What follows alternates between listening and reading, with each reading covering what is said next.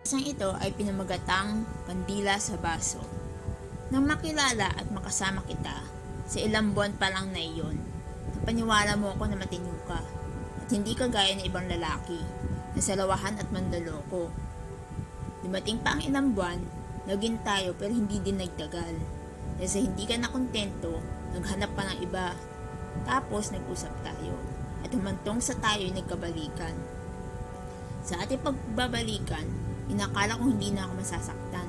Subalit nasaktan pa din, sapagkat niloko mo lang pala ako, ginamit at pinaglaruan ng puso ko.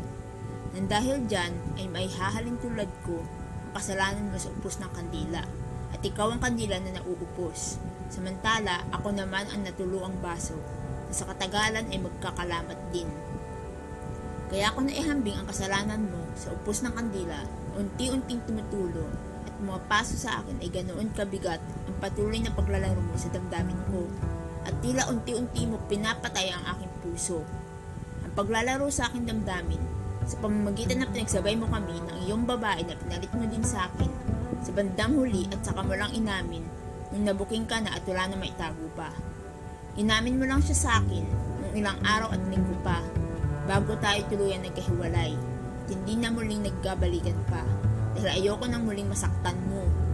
Ganyan kasi kasakit ang pakiramdam na matuluan ng upos ng kandila na tuloy-tuloy tumutulo sa baso na kay rupok at mabilis mabasag, dahil sa nagawa mo sa akin nung